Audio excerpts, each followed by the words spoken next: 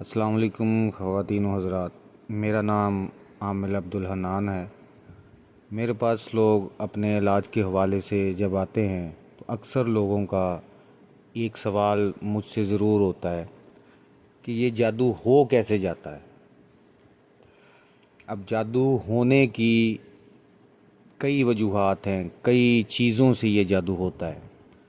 سب سے پہلے عموماً جو جادوگر کو چیزیں پرووائڈ کی جاتی ہیں، دی جاتی ہیں، وہ آپ کے بال، کپڑے، ناخن اور جسم سے اترے ہوئے کوئی کپڑا، ٹھیک ہے، یہ تو سب کو پتہ ہے کہ اس پہ ہو جاتا ہے۔ اس کے برعکس جو اور طریقہ ہے وہ یہ ہے کہ کچھ چیز جادوگر پڑھ کے پھینک دیتا ہے۔ اگر آپ کے کپڑے اور آپ کے جسم کی کوئی چیز اسے نہیں ملتی ہے، کوئی چیز پڑھ کے دے دیتا ہے۔ کوئی نمک دے سکتا ہے، وہ نمک میں شامل ہو جاتا ہے کہ جس کے نام پہ وہ پڑھ دیتا ہے کہ فلاں بن فلاں، ٹھیک ہے، وہ جب اس کے نام پہ پڑھ دیتا ہے تو وہ اسی کو اثر کرتا ہے۔ کوئی نمک دے دیا، کوئی مٹی پڑھ کے دے دی، وہ گھر میں پھینک دی، ٹھیک ہے، گھر میں بے سکونی شروع ہو جاتی ہے، بے چینی شروع ہو جاتی ہے۔ اب تیسرا طریقہ ایک اور ہے جو جادوگر استعمال کرتا ہے۔ اگر کوئی چیز کسی کے گھر میں پھینک بھی نہیں سکتا، پہنچا بھی نہیں سکتا، اس کے کپڑوں کے یا جسم کی کوئی چیز اسے پرووائڈ دے بھی نہیں سکتا کروانے والا، تو پھر جادوگر اس کا نام اور اس کی والدہ کے نام پہ جادو کرنا شروع کرتا ہے۔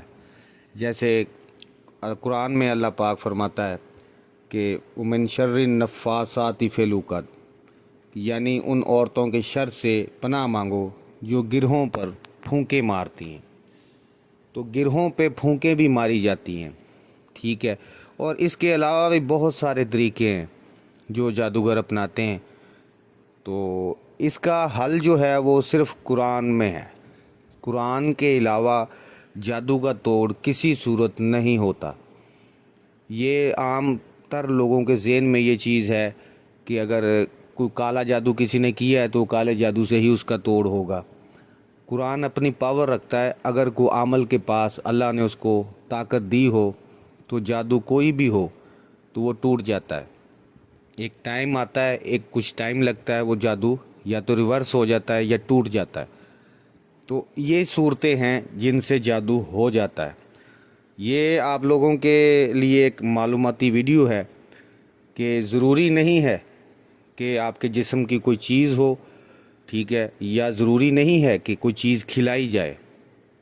یہ دو چیزوں کے علاوہ تیسری ایک اور چیز ہے کہ آپ کے نام اور آپ کی والدہ کے نام پہ بھی پڑھائی جب جادوگر کرتا ہے تو وہ جادو ہو جاتا ہے، لیکن وہ کچھ دنوں بعد اثر کرنا شروع کرتا ہے۔ تو اسی لیے اس کا حل قرآن میں موجود ہے، ٹھیک ہے۔ اللہ پاک نے قرآن میں وہ صورتیں ہمیں عطا کی ہیں، ہمارے لیے وہ تحفہ ہیں کہ جن کو ہم پڑھ کے ان سے بچ سکتے ہیں۔ اور عامل حضرات جو ہیں ان کو اللہ پاک نے ان کو طاقت دی ہوتی ہے جنہوں نے ان پہ محنت کی ہوتی ہے۔ عامل حضرات اس پہ محنت کرتے ہیں، جادو جنات کے توڑ کے لیے وظائف پہ محنت کرتے ہیں، جس سے جا کے یہ جادو ٹوٹنا شروع ہوتا ہے۔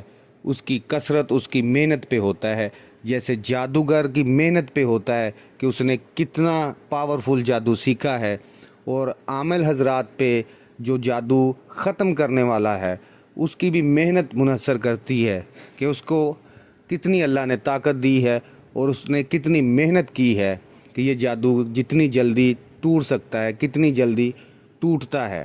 تو یہ دونوں پاوریں آپس میں ایک ٹکراؤ کرتی ہیں جب کوئی بھی جادو کرنے والا کر دیتا ہے، اور جادو جب ختم کرنے والا جب ختم کرتا ہے تو ایک ٹکراؤ ہوتا ہے۔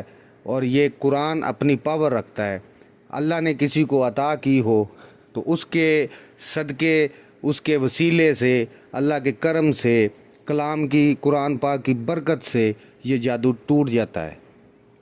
تو بہت سے لوگوں کا یہ سوال تھا، تو آج آپ کو اگر یہ معلوماتی میری ویڈیو اچھی لگی ہو تو ان کو دوسروں تک ضرور پہنچائیں، لائک شیئر سبسکرائب ضرور کریں تاکہ دوسروں تک یہ معلوماتی ویڈیو پہنچ سکے۔ اگر آپ کا کوئی بھی سوال ہو، آپ ان حالات سے گزر رہے ہوں، آپ کو کوئی جسمانی تکلیف ہو، جس کو ڈاکٹری علاج سے بھی آرام نہ آ رہا ہو، اور آپ کو محسوس ہوتا ہو کہ میرے ساتھ کچھ نہ کچھ ان نیچرل چیز ہو رہی ہے، تو وہ آپ مجھ سے شیئر کر سکتے ہیں، مجھے کمنٹس میں پوچھ سکتے ہیں۔ میرے نمبر پہ آپ کو نمبر اسکرین پہ نظر آ رہا ہوگا، آپ اس نمبر پہ مجھے وائس میسج کر کے پوچھ سکتے ہیں۔